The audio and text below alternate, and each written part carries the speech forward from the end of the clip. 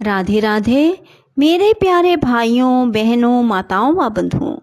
आज मैं आपके लिए लाई हूँ स्कंद महापुराण की कथा, जिसे सुनने मात्र से भगवान श्री हरि की कृपा, भगवान शिव शंकर भोलेनाथ की कृपा आप पर बरसने लगेगी। बंधुओं, यदि आपने हमारे चैनल को अब तक सब्सक्राइब नहीं किया तो जरूर करें और बेल आइकन दबाना ना भूलें, ताकि आपको हमारी आने वाली सभी वीडियोस की जानकारी सबसे पहले हो सके। बंधुओं, कथा को जब भी सुने पूरी कथा सुनने से ही पूर्ण फल की प्राप्ति होगी। और फिर कमेंट बॉक्स में जय शिव शंकर भोलेनाथ, जय विष्णु भगवान, जय माँ पार्वती जरूर लिखें। बोलो शिव शंकर भोलेनाथ की जय, माँ पार्वती की जय। तब महर्षियों ने कहा, जिन्होंने तीव्र तपस्या की है, उस तप के द्वारा भगवान शिव की आराधना की है, उन पार्वती देवी के ऊपर आज भगवान शिव बहुत प्रसन्न है।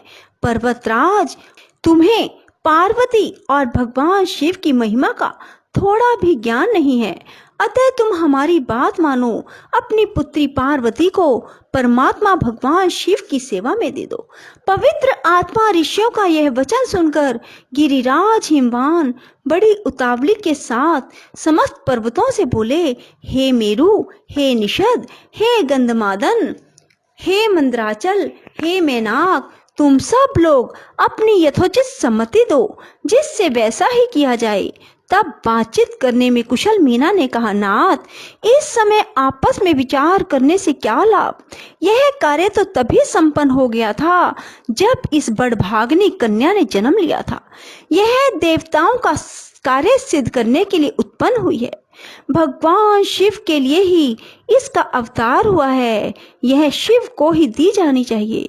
इसने भगवान रुद्र की आराधना की है और रुद्र ने भी वरदान देकर इसका आदर किया है। महाभागा पार्वती साक्षात सती ही है, अतः यह शिव को ही ब्याही जाए।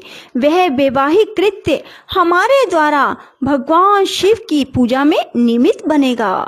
मीना की यह बात सुनकर हिमवान बहुत संतुष्ट हुए। तदंतर सब ऋषियों ने वहां से पुनः लौटकर भगवान शिव से उनकी प्रेयसी पार्वती का सब वृतांत इस प्रकार कहा। देवेश्वर, गिरिराज हिमवान ने अपनी कन्या आपको दे दी, इसमें संशय नहीं है।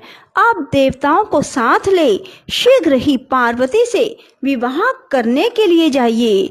ऋषियों का यह वचन सुनकर परमेश्वर शिव ने कहा, विवाह कैसे होगा और कौन कौन उसमें चलेंगे, यह सब बात विस्तार पूर्वक बताओ।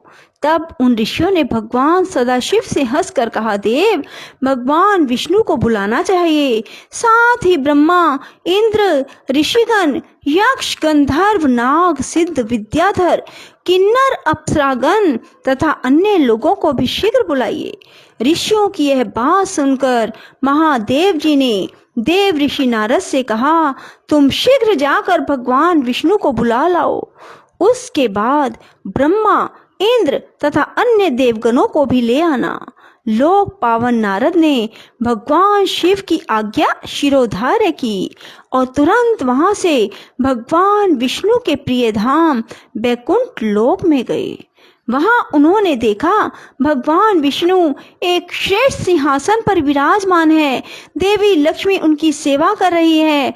भगवान के 4 भुजाएं हैं। वे सब देवताओं में श्रेष्ठ और अत्यंत तेजस्वी हैं। उनके श्री अंगों की कांति नील कमल के समान श्याम है। कानों में बहुमूल्य रतन जटित मनोहर कुंडल झलमला रहे हैं। मस्तक पर परम सुंदर विशाल मुकुट शोभा पा रहा है, जिसमें जड़े हुए उत्तम रत्नों की प्रभा से वे और भी प्रकाशित हो रहे हैं। गले में सुंदर वैजयंती की बनी हुई वनमाला शोभा दे रही है। इस प्रकार त्रिभुवन में एकमात्र सुंदर वे सनातन देव विष्णु बैकुंठ में विराज रहे हैं। ऋषियों में श्रेष्ठ सर्वज्ञ नारद जी ब्रह्म वीणा बजाते हुए भगवान विष्णु के समीप गए और शंकर जी का संदेश सुनाते हुए बड़े आदर से बोले, महाविष्णु, शीघ्र चलिए, महादेव जी विवाह के लिए उतावले हो रहे हैं। उनकी ओर से सब कार्यों की व्यवस्था करने वाले केवल आप ही हैं। नारद जी की बात सुनकर देवादिदेव भगवान जनार्दन नारद जी तथा पार्षदों को साथ ले वहां से चल दिए। भगवान विष्णु योगेश्वरों के भी प्रभु हैं, महान हैं, परमात्मा हैं। वे उस समय गरुड़ पर आरूढ़ हो श्रेष्ठ देवताओं के साथ आकाश मार्ग से भगवान शिव के समीप गए। योगी जन जिनके चरणार बिंदों का सदा चिंतन करते हैं, वे महादेव जी भगवान विष्णु को आया देख उठकर खड़े हो गए और आनंद मगन हो उन्हें छाती से लगा लिया। फिर भगवान हरि और हर दोनों ही एक आसन पर विराजमान हुए। दोनों ने एक दूसरे की कुशल पूछी।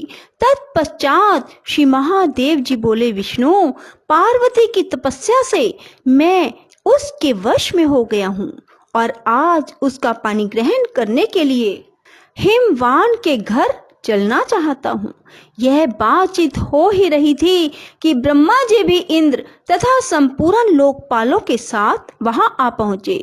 इसी समय सब असुर, यक्ष, दानव, नाग, पक्षी, अप्सरा और महर्षि भी आए।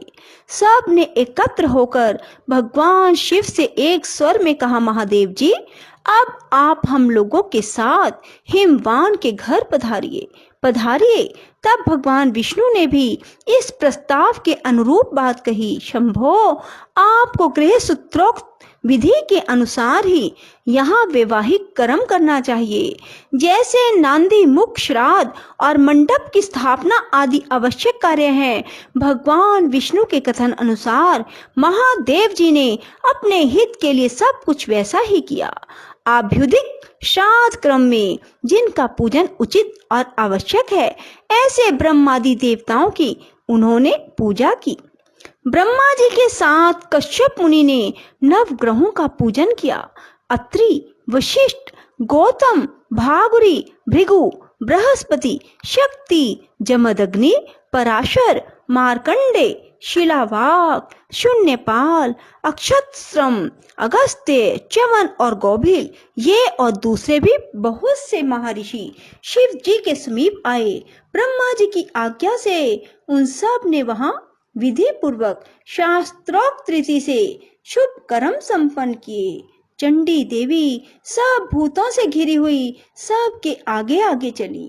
उन्होंने अपने मस्तक पर सोने का कलश ले रखा था। चंडी के पीछे भगवान शिव के गण थे।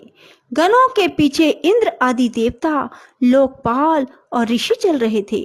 ऋषियों के पीछे भगवान विष्णु के महातेजस्वी कुमुद आदि पार्षद थे, जो भगवान के असंख्य भावों को शीघ्र ही समझ लेने वाले और बड़े मनोहर थे। परम पुरुषार्थ प्रदान करने वाले विश्व के एकमात्र बंधु परमात्मा भगवान श्री हरि शिव जी के साथ साथ चल रहे थे। तीनों लोकों के एकमात्र पालक भगवान विष्णु लक्ष्मी जी के साथ अपने वाहन गरुड़ जी की पीठ पर बैठे थे। बड़े बड़े मुनीश्वर अपने हाथों में सुंदर चमर लिए हवा कर रहे थे। सर्वेश्वर श्री हरि उन सब के साथ बड़ी शोभा पा रहे थे।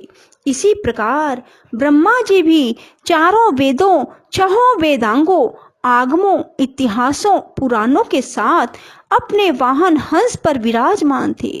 ब्रह्मा, विष्णु, देवेश्वरगण तथा ऋषिवृंद से घिरे हुए भगवान शिव अपने वाहन वृषभ पर आरूढ़ होकर चल रहे थे। वे संपूर्ण योगेश्वरों के लिए भी दुर्लभ तथा अगम्य है।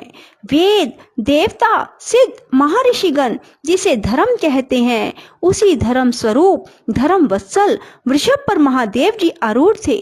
मातृकाएं उन्हें सब ओर से घेर कर अपनी मधुर वाणी द्वारा भगवान शिव के लिए मंगलाचार करती थी। इस प्रकार भगवान महेश्वर संपूर्ण देव दानवों के साथ सब प्रकार से अलंकृत हो उन नारियों में श्रेष्ठ पार्वती जी का पानी ग्रहण करने के लिए गिरिराज हिमालय के घर गए। राधे राधे। जय श्री कृष्णा। बंधुओं, यदि आपको हमारी वीडियो पसंद आए तो इसे लाइक करें और शेयर भी जरूर करें। धन्यवाद।